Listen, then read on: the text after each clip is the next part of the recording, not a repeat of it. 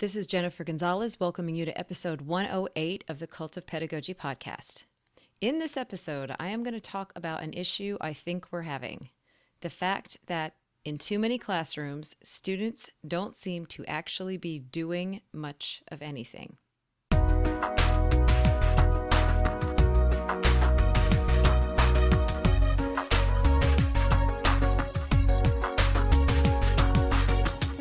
Most of the time, I make every effort to produce work that is well organized and supported by research, but every now and then I need to just talk, and that is what today's episode is about.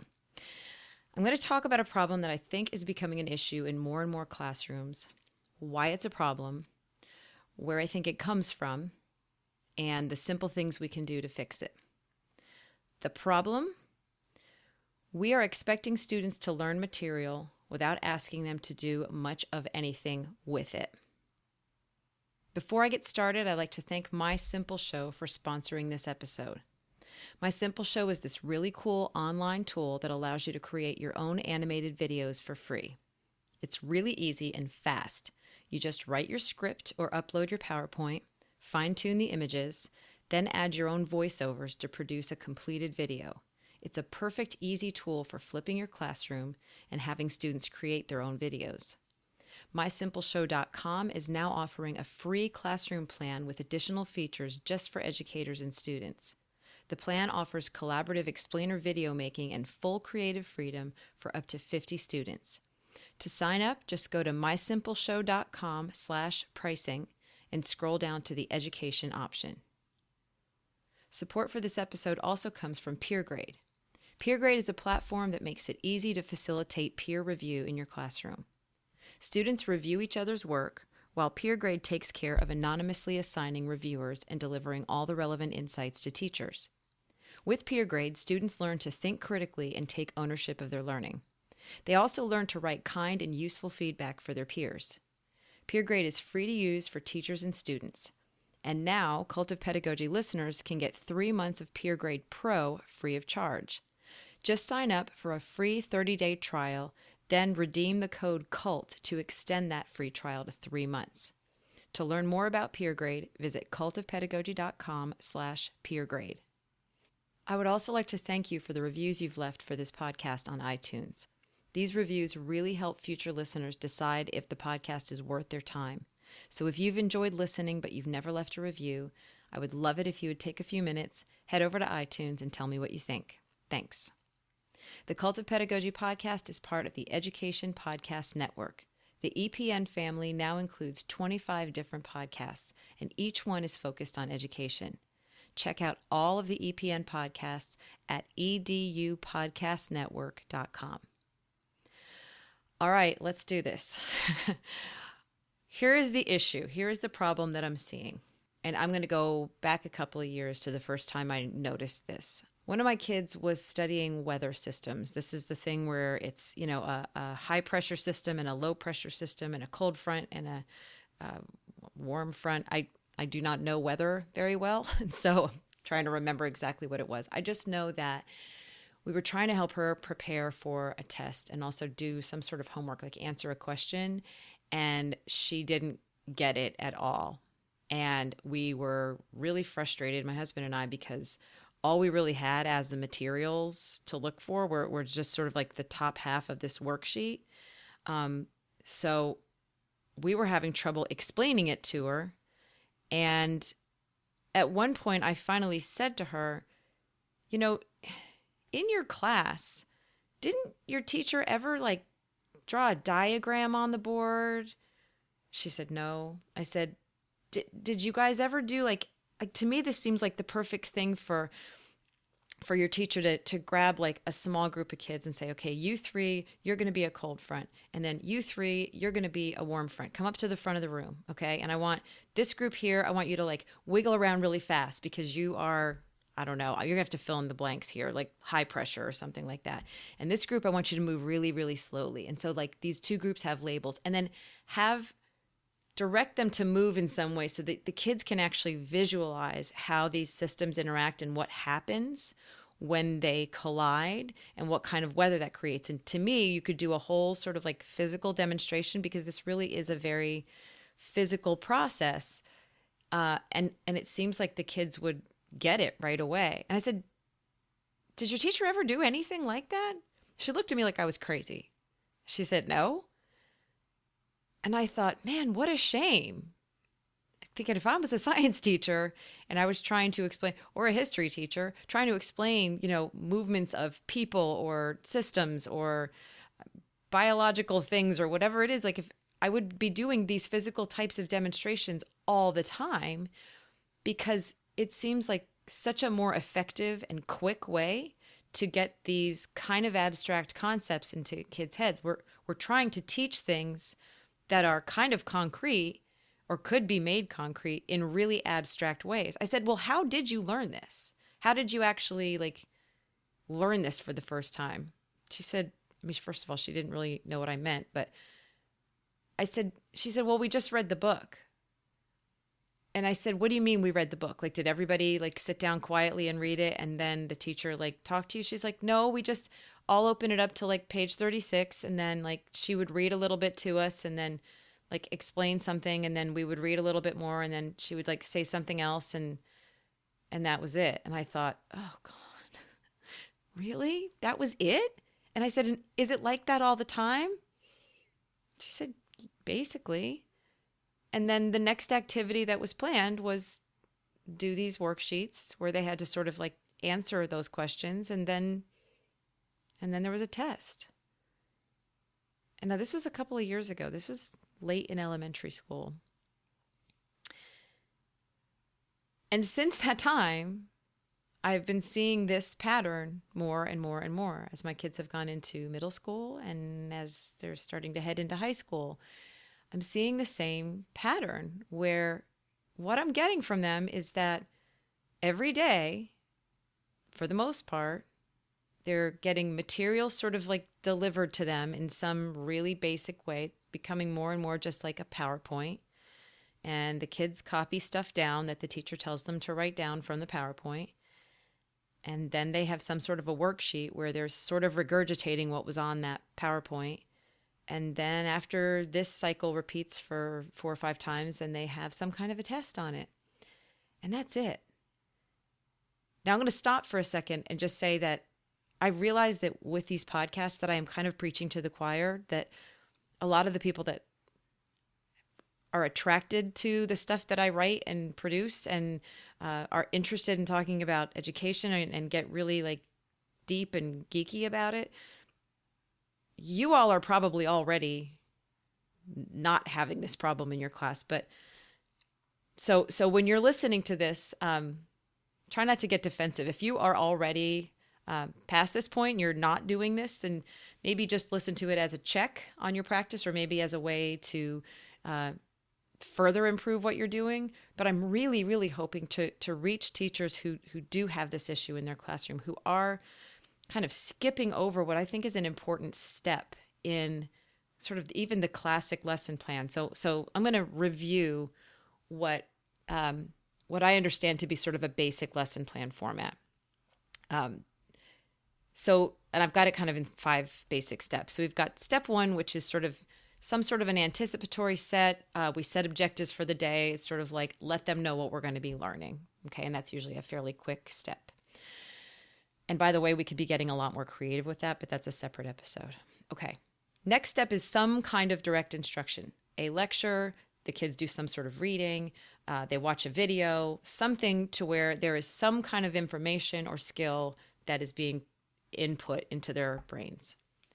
Step 3, guided practice and application of that content. Step 4, independent practice and application of that content. And step 5, assessment. In my opinion, and based on what I have heard from my own children, and after speaking to a lot of teachers and teacher coaches who are kind of working all over the place, we're kind of skipping some aspect of step 3 and 4, the guided practice and application and the independent practice and application. I feel like what I'm seeing is that we're basically kind of mushing those two together. And students are just basically doing some sort of a worksheet that spits back some version of what they just learned in the direct instruction. And that's really it. So maybe we're not technically skipping it, but we are shooting at such a low target, or we're doing it in such a cursory way that it's not having the impact that it should be having. We kind of go straight from direct instruction to independent practice. And I'm going to put quotes around practice because the engagement in this material isn't really happening, straight to assessment. And what we're really missing are some opportunities for fun, dare I say it, engaging, and most importantly, sticky learning that is actually going to endure, that it's actually going to stick with them. I'm sort of shocked by how little anything is happening that is going to help really solidify this information. They're not doing anything with the material. We're just giving it to them and then asking them to give it back. And since this first weather system example, I've seen it over and over again. I had to help another one of my kids study for a social studies test just the other day, and I had to look at the notes that were taken in class, and I didn't understand the notes, and I asked my child to explain the notes to me, and my kid couldn't even explain to me. I said, well, what does this bullet here mean? And I can't even remember what it said.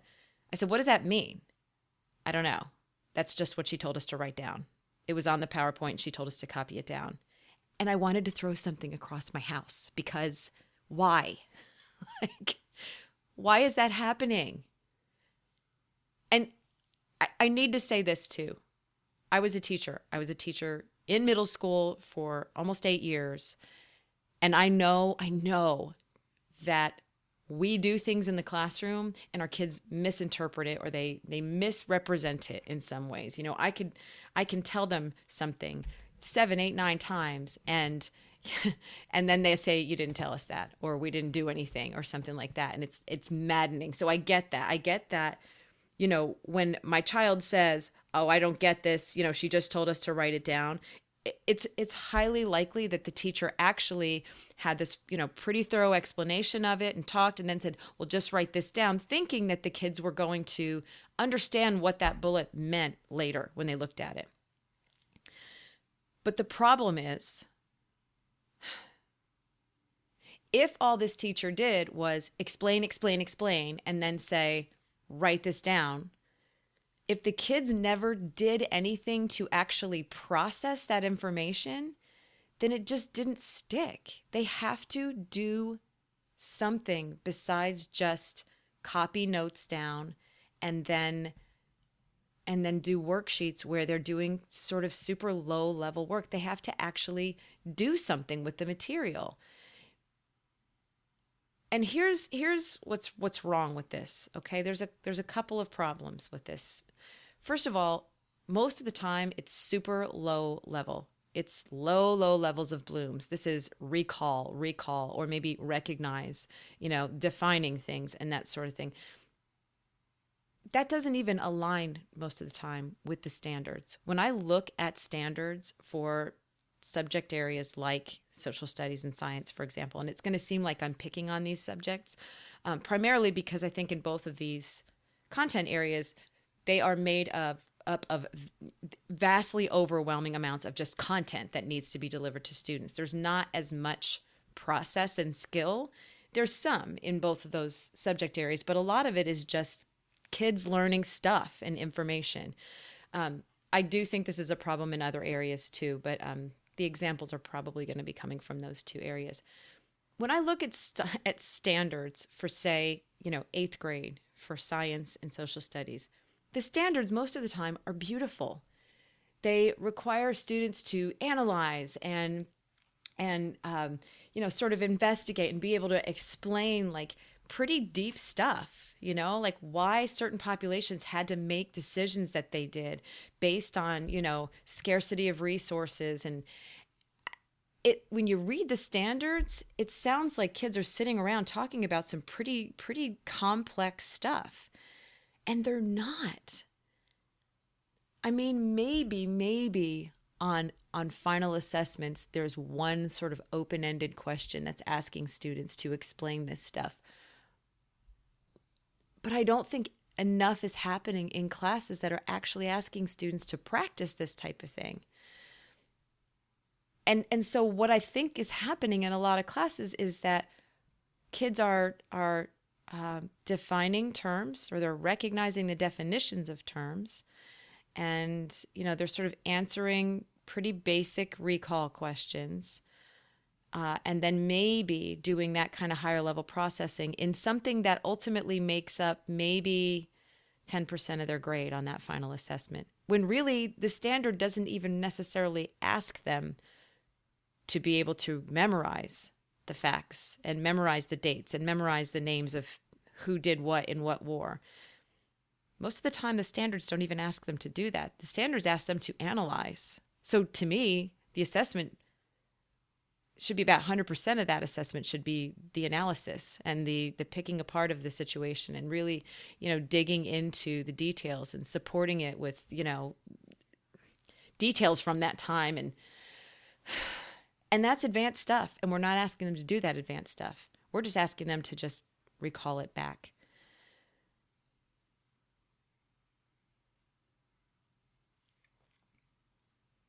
Apart from it not really being in line with the standards and just being super low level, is that this kind of a pattern doesn't really set kids up to learn this material like they should be learning it. And I think this has been a problem for generations. So many of us can say that we don't remember much of what we learned in school, especially when it comes to subjects like history. Clearly, my lack of understanding about how weather systems work is a good example of that. I'm sure I was taught that in school, and I probably took a test on it. And then I forgot it because I didn't really learn it, because I never had to really do anything with that information. So another problem with this pattern of just information in and then information out is that our kids aren't actually learning it. And if we're okay with that, then we're basically saying that it's okay for our kids to waste 12 years in school because the information we're teaching them isn't that important to learn anyway. And that's a problem. Another issue with this way of spending our time in school and not having kids actually do anything with the material is that they hate school. The older my own children get, the more they just hate school. And I'll ask them what they did, and I'll ask them specifically about certain classes, even just to see if I can drill down a little more. And they just can't stand it. Every day is the same. I say, what did you do? We took notes from a PowerPoint. What did you do? Took notes from a PowerPoint. Took a test. Took notes from a PowerPoint. It's almost never anything else. And again, maybe they are underreporting. I hope they're underreporting. But when I talk to friends of mine who spend a lot of time in classrooms, who are instructional coaches or, consult with schools and do a lot of observation, they confirm that that's the vast majority of what is happening, particularly in the upper grades. And I'm even remembering a post that Alexis Wiggins wrote. This is Grant Wiggins' daughter, a while back, and I'll link to it on my post. She spent maybe a day or a week or something shadowing high school students, and she was just blown away by how much time they spent just sitting there. And it was, physically uncomfortable and hard to stay awake, and a big wake-up call for her personally. So I want to talk a little bit, before I start talking about possible solutions for this, about where this problem comes from. I think based on the teachers that I've spoken to who recognize this problem, what a lot of them tell me, and this sounds right to me, is that our one problem with this, one reason it's happening, is that we are in an environment right now that is so driven by high stakes testing and data that they have to do stuff that produces data. They have to do this sort of cycle of information in, information out, assess, get a score, move to the next step, again, repeat. So teachers say that they would like to be doing more engaging activities, but their administrators require them to produce data. I think another requirement that's coming from above is that I'm hearing more and more from teachers who are required to document the crap out of their day. Just, I mean, super detailed lesson plans, all the way down to having to indicate what font size they're using on something. Could not believe that. When you have to do that much documentation every day, I think what that ends up doing, because nobody has the time for that, it ends up pushing teachers to go to packaged curriculum and just, okay, we're going to do this unit, and this unit has these worksheets. And so I'm going to just deliver the information. The kids will do this worksheet. I can document that I did it. I can quickly get all this documentation done. And I don't have the time basically to create more creative stuff for them to do. So this is my only choice, because I have to document everything in such detail. And it's easier to just say, we're doing workbook 2, page 7, than to write up a full description of an activity and link to all my, personally made stuff and whatever my administration is requiring me to do. So I think that's part of the issue too, that the increased demands on teachers, it's pushing so much time, it's squeezing their time so much that they feel like this is the easiest thing, to just go to this default setting of just use a bunch of worksheets and just get the content out there, cover it, and then test it, and then move to the next thing.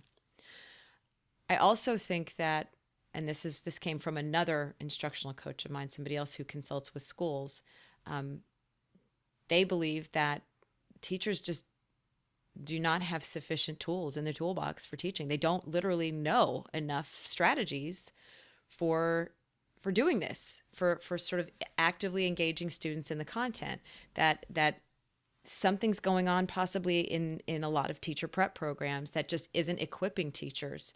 They don't necessarily know how to do something beyond direct instruction and some type of a simple worksheet or recall activity and then a test.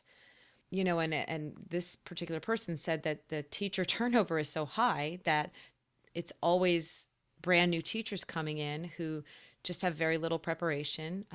I know that in some states, the emergency certification levels right now are so high that a lot of people in the classroom just don't know enough teaching strategies to really know what else to do. So they kind of just go with the default. So this problem is not necessarily your fault, and I'm talking to teachers. My hope is that by making you aware of it and giving you some simple tools that can fix it, we can start to combat it and make the situation better. So let's move on to that part, the how do we fix it part. Okay. So there are a lot of possibilities for getting your students to actively engage with the material a little bit more than they're doing. And the most important thing to keep in mind is that it does not have to be complicated, time-consuming, or fancy. We are just trying to help our students build more pathways in their brains, help them see patterns, help them connect to previous knowledge, and also offer them some sort of novelty. Novelty is actually a really big factor in learning. Students remember stuff if it is presented to them in a novel way. There were times in my classroom when I would simply stand in a different part of the room when I was about to give them some information, just because I could say to them, remember when I stood in that one corner and said this? And they'd be like, oh yeah, it's just novelty wakes your brain up.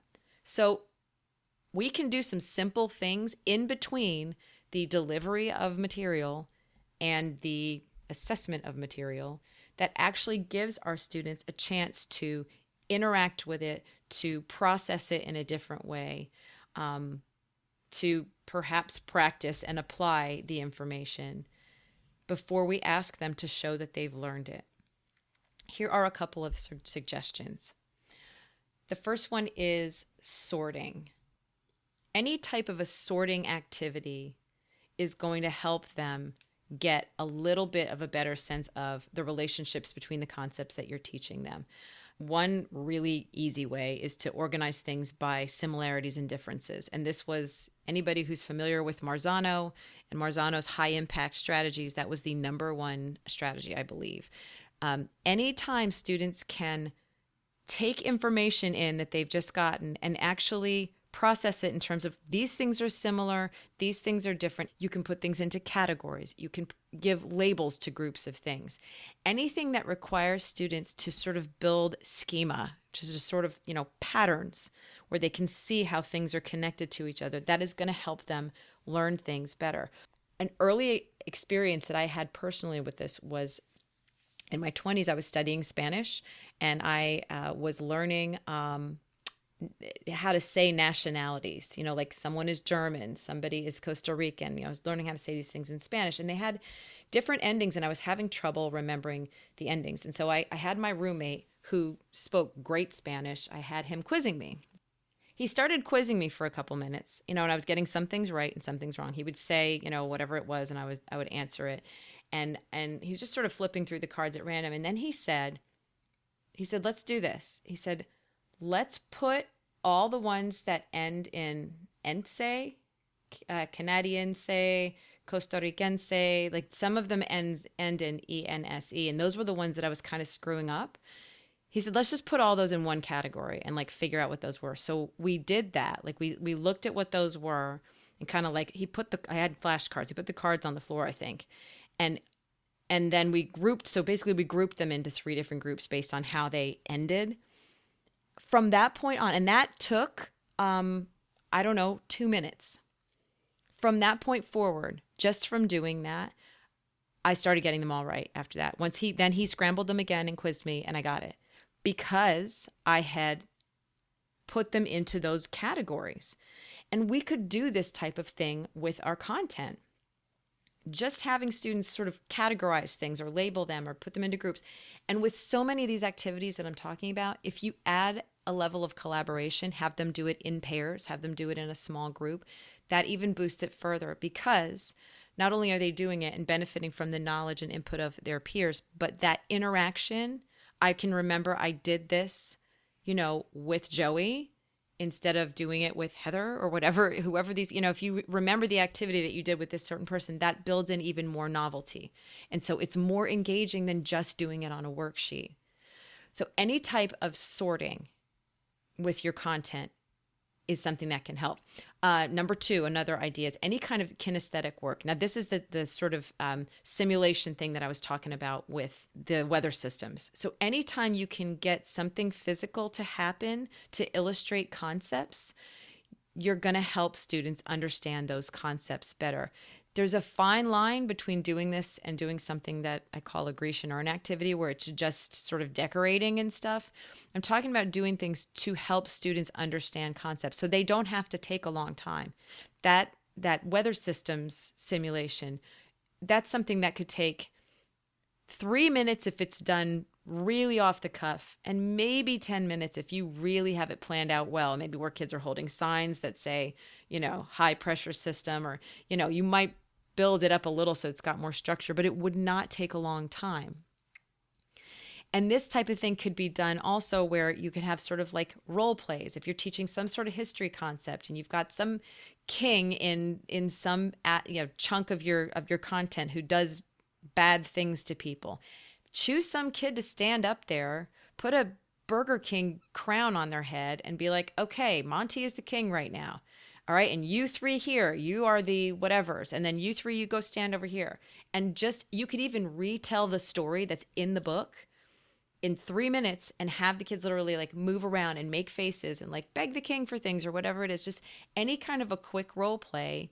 And from what I understand, the History Alive curriculum actually has these simulations set up, but they could be done just real quick, just so that kids kind of have a little bit better of a memory. You can also do sort of models with basic tools. And in episode 96, I talked to John Spencer about makerspaces and how can that even relate to content. And he showed me some examples. I mean, you get some pipe cleaners and Legos and Play-Doh, and you could have the kids do the same type of thing. Let's just make a model of this thing in science, whatever it is. It doesn't have to be a 2-week project.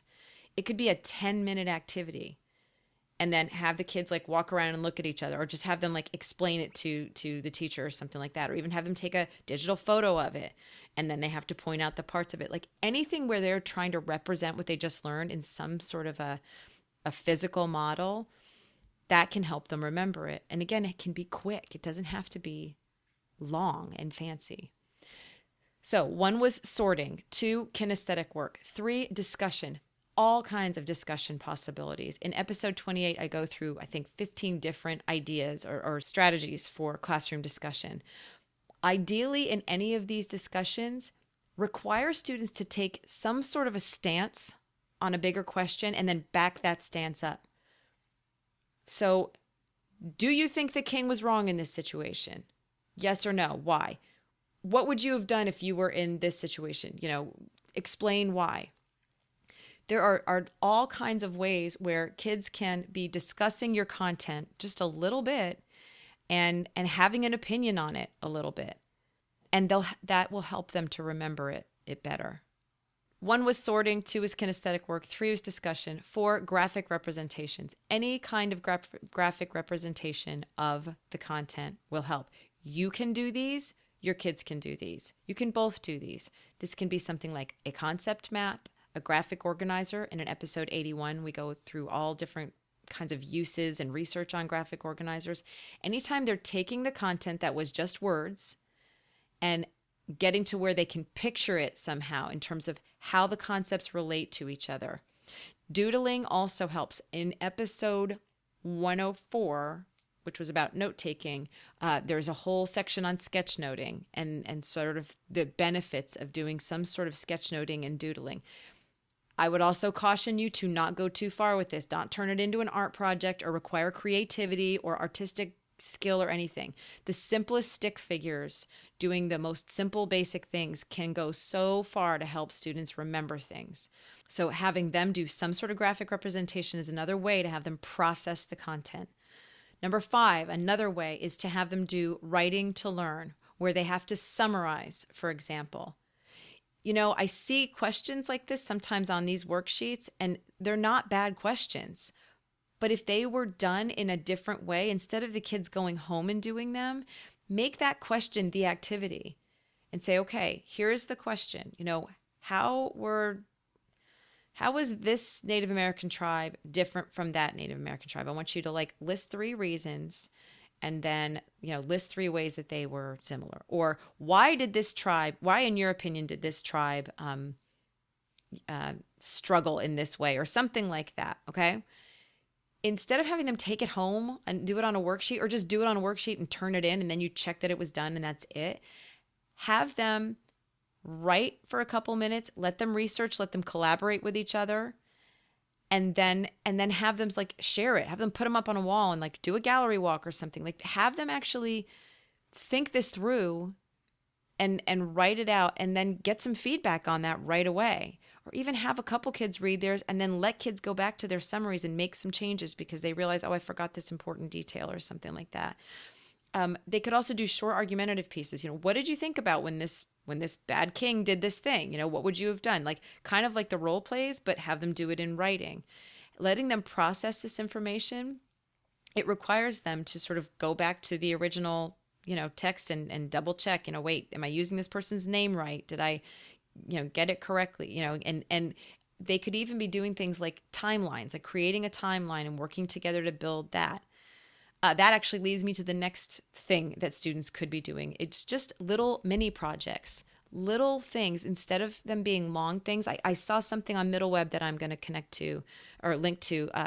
It was a history poster project. And I love the way this teacher did this. I think you could do this for so many types of content.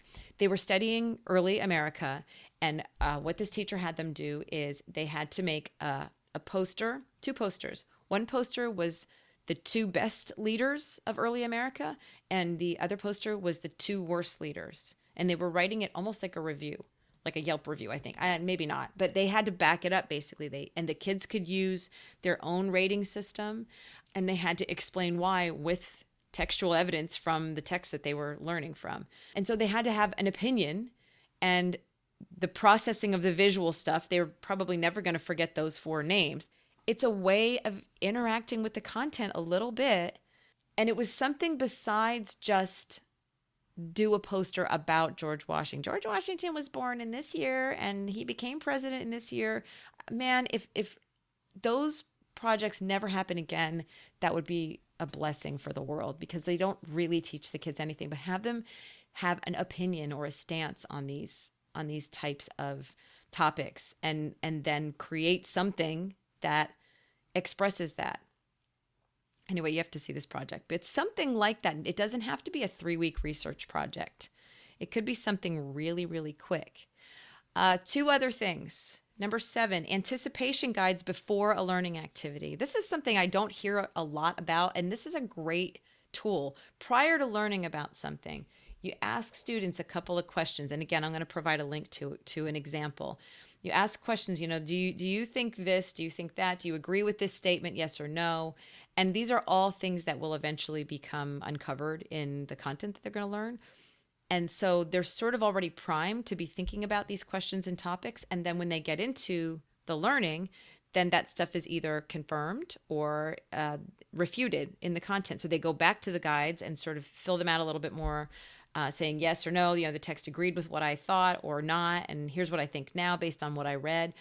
Really simple, a really simple way to get them a little bit more active, give them a little bit more of a stake in what they're reading and learning, and an opportunity to process it afterwards. Did I actually predict correctly, or did I learn something and change my mind about something afterwards? And then the very last thing, and this is going to sound like it's not different from what's already happening, but note-taking that has some structure, some discussion, and some collaboration. In episode 104, which was very recent, it was a whole episode about note-taking. And note-taking really is an important ingredient in a classroom for learning, but there are definitely some right and wrong ways of doing it, or effective and less effective.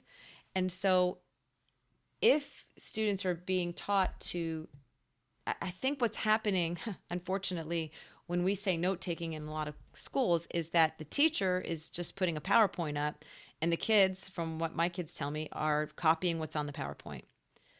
That is not really the same as high quality note-taking to learn, where students are having to really process what they're thinking and put things into their own words, and possibly add some doodles to it to help them remember.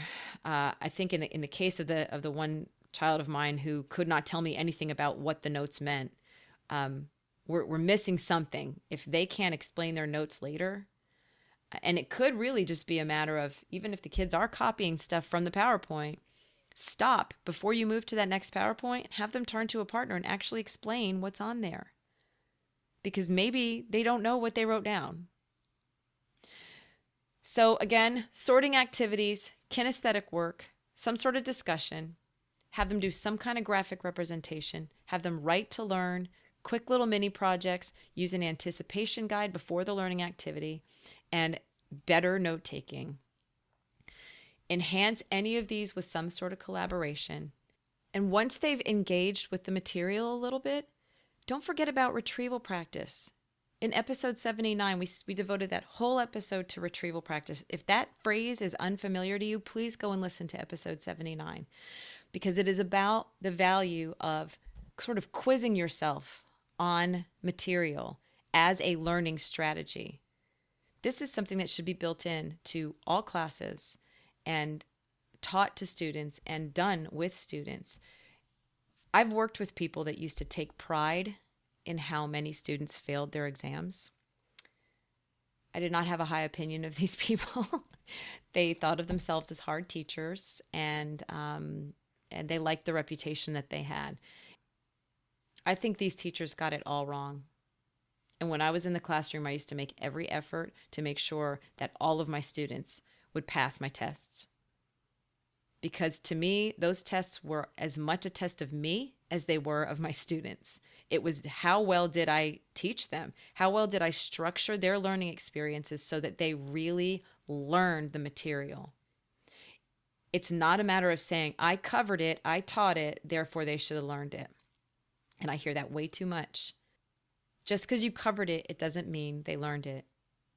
And I know that this is going to upset some people, but if you have a lot of students failing your exams, but those students are in class and they're showing up, then the problem is not them. The problem is you. So I will just leave you with this. When planning your lessons, ask yourself if students are doing anything with the material, or if you're just setting things up so it's information in, information out. If it's the latter, start adding in ways to have students engage with the stuff they're learning. There are a lot of different ways to do it. And even though it adds a little bit more time, you're going to see such big benefits. Not only are your students going to learn better, you will all, both your students and you, like coming to school a whole lot more. For a written version of this podcast, visit cultofpedagogy.com, click podcast, and choose episode 108. To get a weekly email from me about my newest blog posts, podcast episodes, and products, sign up for my mailing list at cultofpedagogy.com/subscribe. Thanks so much for listening, and have a great day.